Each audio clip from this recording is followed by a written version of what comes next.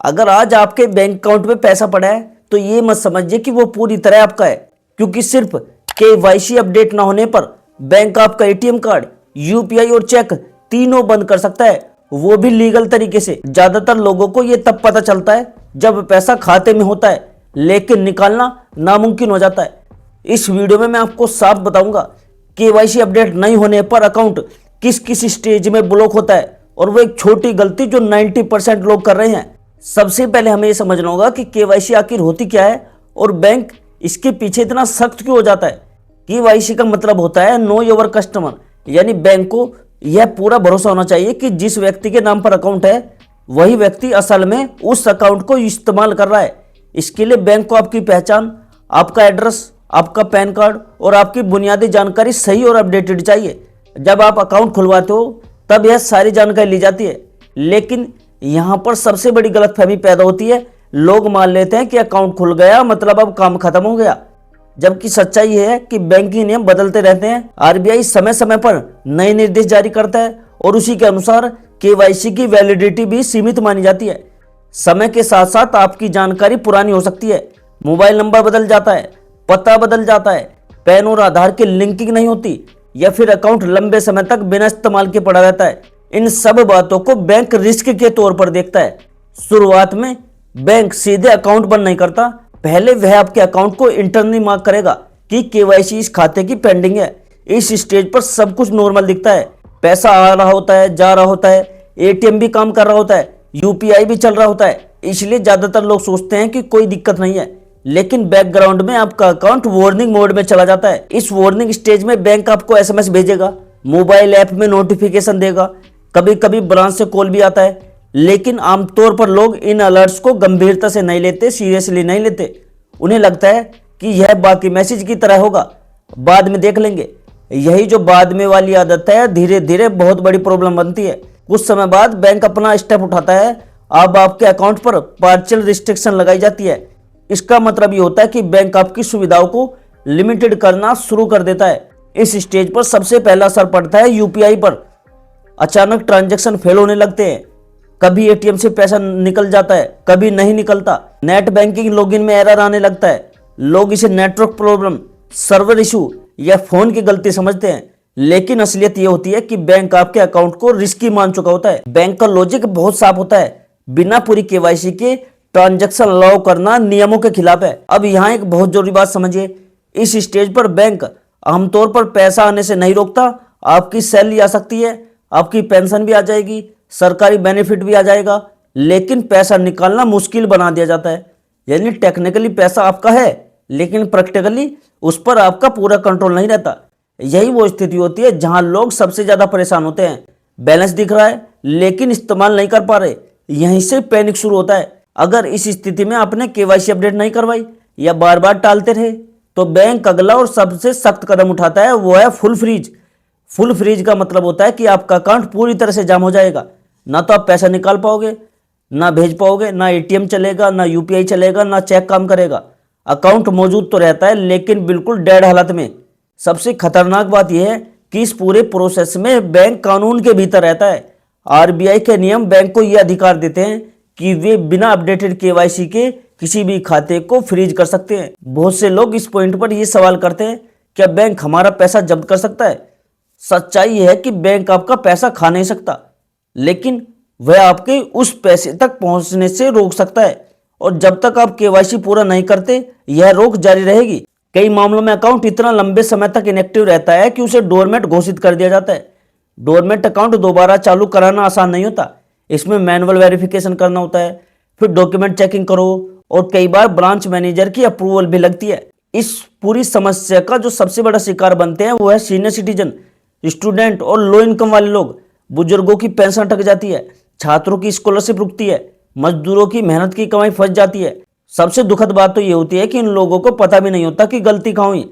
उन्हें लगता है कि बैंक ने अचानक कुछ कर दिया उनके खाते में, जबकि असल में यह एक लंबा प्रोसेस होता है जिसकी शुरुआत बहुत पहले हो चुकी होती है। एक और बहुत बड़ी गलतफहमी होती है लोगों की कि जीरो बैलेंस या जनधन अकाउंट सेफ होता है। लोग सोचते हैं कि इसमें तो कोई टेंशन नहीं होगी, जबकि नियम सबके लिए बराबर होते हैं। अगर जनधन अकाउंट की केवाईसी भी इनकम्प्लीट है तो वह भी उतनी ही आसानी से फ्रीज कर सकता है बैंक। फर्क सिर्फ इतना है कि वहां नुकसान ज्यादा पेनफुल होता है कि वह पैसा अक्सर रोजमर्रा की जरूरतों के लिए होता है। अब बात करते हैं उस सवाल की जो हर किसी के मन में आता है, जब बैंक ने पहले साफ साफ नहीं बताया तो गलती मेरी कैसे हुई। दोस्तों, बैंक बताता है लेकिन हम सुनना नहीं चाहते। एसएमएस आते हैं जिन्हें हम प्रमोशनल समझकर डिलीट कर देते हैं, ऐप नोटिफिकेशन आती है जिन्हें हम स्किप कर देते हैं, ब्रांच से कॉल भी आता है जिसे हम स्पैम समझ लेते हैं, और जब अकाउंट ब्लॉक होता है तब हमें लगता है कि यार बैंक ने अचानक धोखा दे दिया।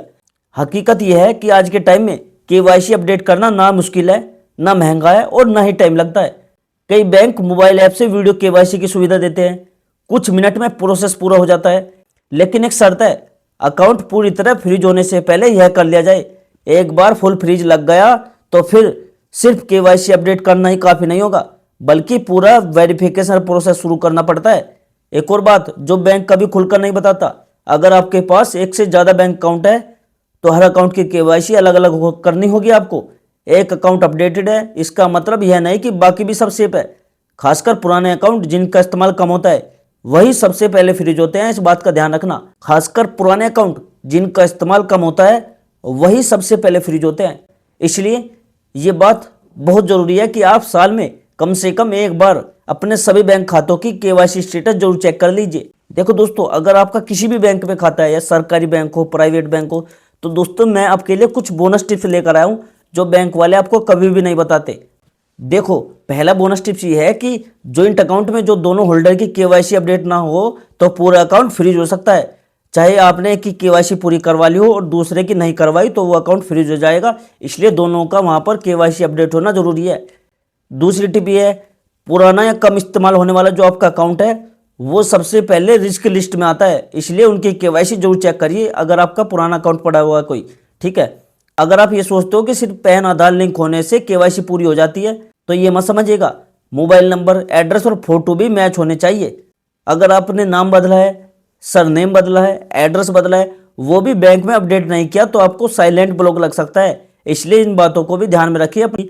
अपना एड्रेस भी उसमें अपडेट कीजिए। वीडियो केवाईसी करते समय गलती हुई तो रिक्वेस्ट रिजेक्ट हो सकती है, इसलिए कंफर्मेशन एसएमएस जरूर देख लो। गवर्नमेंट पेंशन आती है, डीबीटी आती है या सब्सिडी आती है, ये दोस्तों जब ही आएगी अकाउंट में आपके जब आपकी केवाईसी फुल्ली कंप्लीट होगी। इस बात का ध्यान रखना, अगर आपकी पेंशन अटकी हुई है, आपकी सब्सिडी अटकी हुई है तो आपको केवाईसी अपने अकाउंट में जरूर करवानी होगी।